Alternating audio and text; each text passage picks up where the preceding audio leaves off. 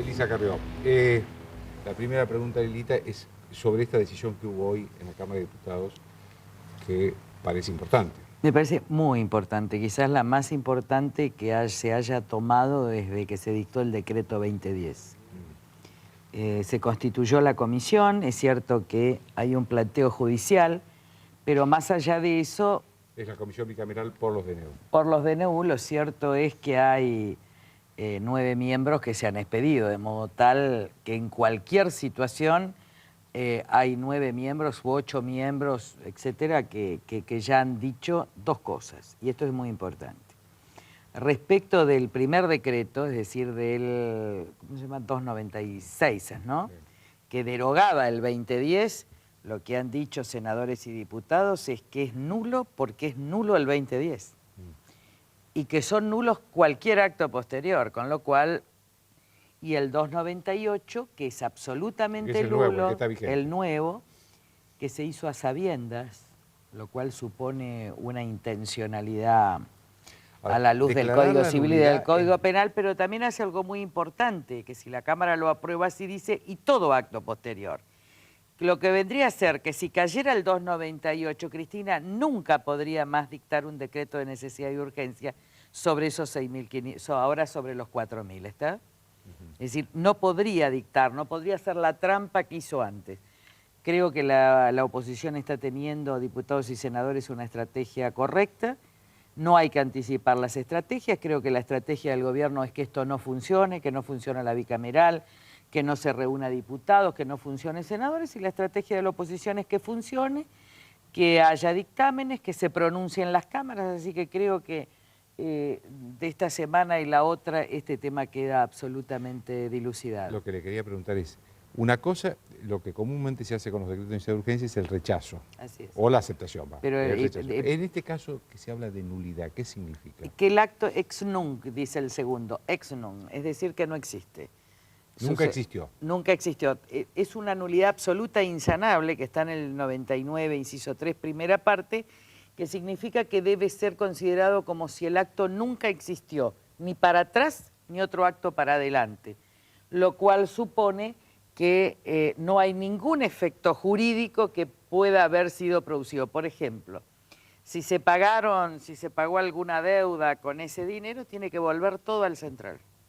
Todo tiene que volver, es como si nunca se hubieran dictado decretos de necesidad y urgencia. Esto es lo que decidió la comisión. Ahora, ¿qué va a pasar con el quórum? Porque pasado mañana, el miércoles, está convocada la Cámara de Diputados. En diputados va a haber quórum. Mañana tenemos dos instancias. Una primera, la reunión de labor parlamentaria. Yo creo que hay que acordar, hay muchos temas que tratar, hay muchos dictámenes de comisión y creo que Fellner está obligado, porque si no hay cuestión de privilegio sobre él, porque no ha puesto en funcionamiento la Cámara desde hace 20 días. No ha fijado la sesión para las sesiones sobre tablas y yo ya le mandé 2 cartas diciendo que él está afectando los privilegios colectivos de la Cámara, que es que la Cámara pueda funcionar y el presidente convoque para fijar lo que se llaman las sesiones de tablas de todo el año. Así que creo que va a haber sesión, si no lo hubiera habrá sesión especial el jueves, pero lo bueno es que me parece que frente a determinadas diferencias y faltas de estrategia del tiempo pasado, hoy se ha mostrado una coordinación perfecta de todos los bloques, de todas las representaciones y una coordinación, además algo que faltaba mucho, una coordinación entre diputados y senadores, que es lo que hay que tener, lo que yo decía antes es, a ver, la estrategia de los Kirchner además está comandada por 2.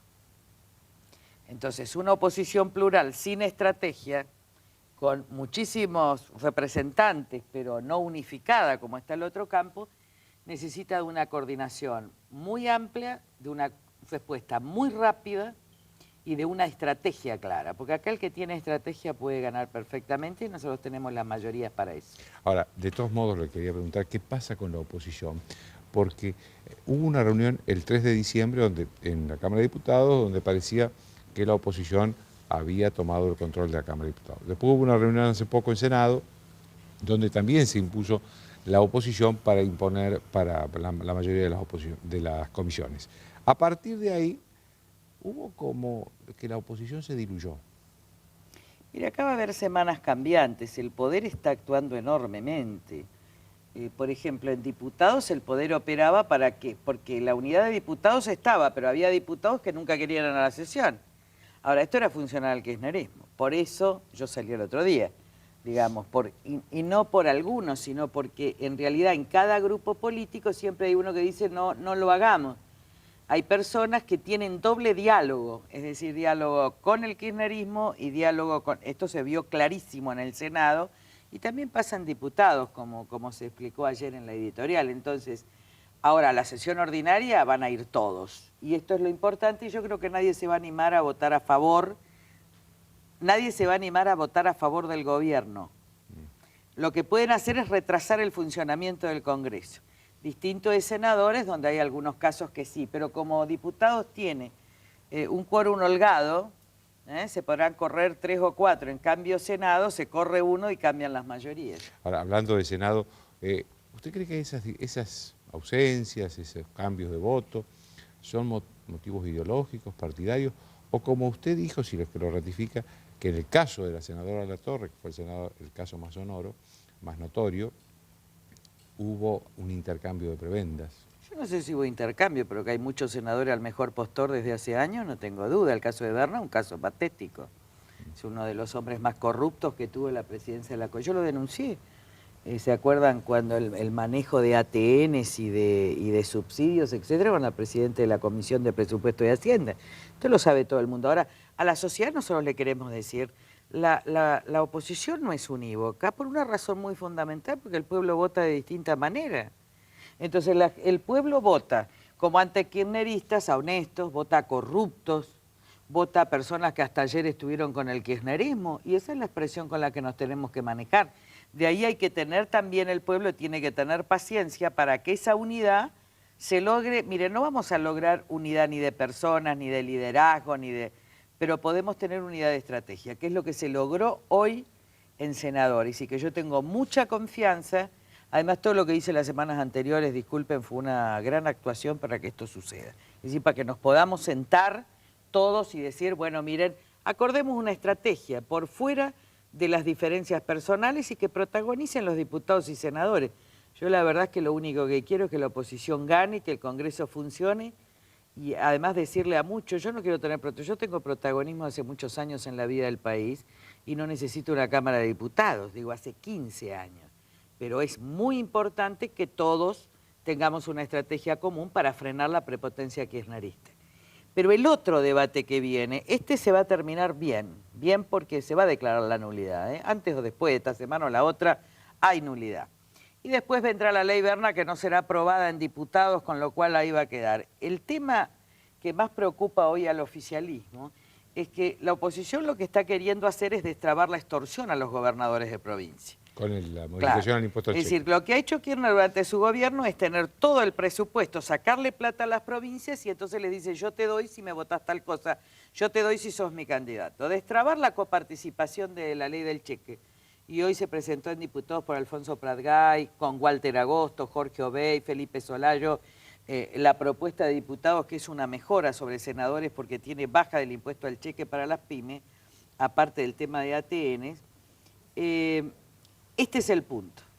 Si nosotros y diputados y senadores logra destrabar esto, primero, es mentira que no va a haber educación, al contrario, los que pagan la educación, la salud, etcétera, son los gobernadores, va a ceder este sistema de extorsión y ya el veto va a ser muy difícil, porque ahí veta a los estados federales, veta a los gobernadores, veta a los pueblos de provincia, veta a los maestros, a los enfermeros, a los médicos. Y todo esto va a suceder en las próximas semanas, por eso son semanas de mucha prudencia, de mucha estrategia, de mucha serenidad, pero también donde el poder, con su prepotencia, está puesto en juego.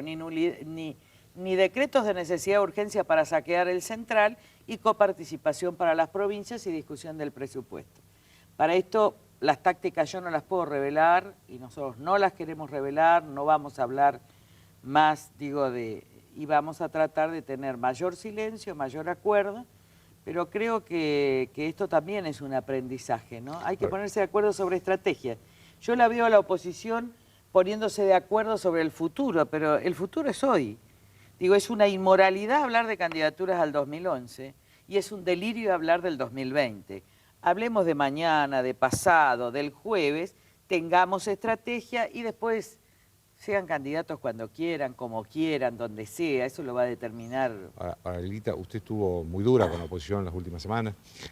¿Cómo quedó su relación con los principales jefes de la oposición en la Cámara de Diputados, que es la que usted integra? Bien. Oscar Aguad, Felipe Solá, de Narváez. Nosotros tenemos muy buena relación y en el caso de Aguad, mire, yo lo conozco hace 15 años. No es la primera vez que le digo las cosas que le digo. Y no será la última.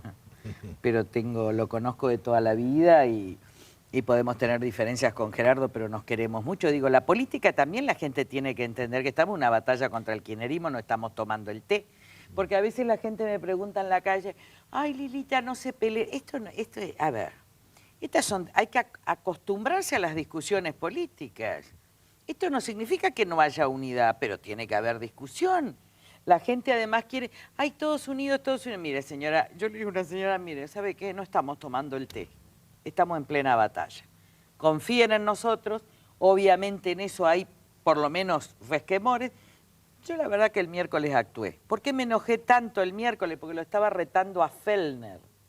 Por eso a las 2 horas Fellner convocó a la reunión de labor parlamentaria Hablando de de mañana. cuando usted fue y no hubo sesión. Así es, yo para qué bajé. Yo le dije a Fellner, usted está violando, entonces Fellner a la media hora llamó a reunión de labor parlamentaria que se comprometió hace 3 semanas y no cumplió.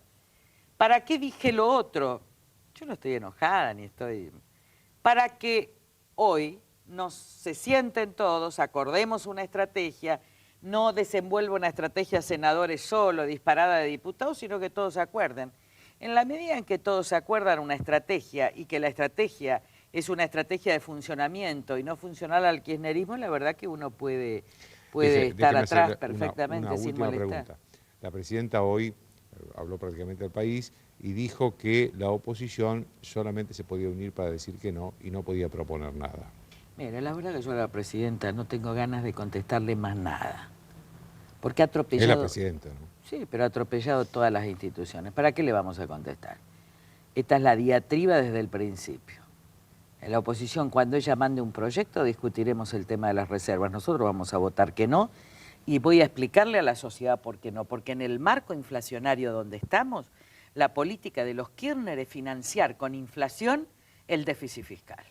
Y si además saquean el central, la inflación no va a ser controlable en la Argentina. Y nosotros estamos defendiendo a los asalariados, a las clases medias, que de nuevo, con tal de mantener el poder, se van a llevar los ahorros, por los intereses y la relación con la inflación, los salarios, vamos a quedar como antes. Y mientras tanto ellos van a hacer política barata, repartiendo plata que ya no vale. Así que nos vamos a oponer, que nos digan que somos de derecha. Miren, ¿saben qué? Los izquierdistas de este país aprendan de Mujica y se dejen de jorobar con esta cosa tan populista, tan menor, tan ignorante. Vayan y aprendan de Mujica, aprendan de Lula, que fue obrero, aprendan de Mujica, que fue en serio, y dejen de hablar macana por la calle. Gracias, Lilita. Tal vez. Una pausa.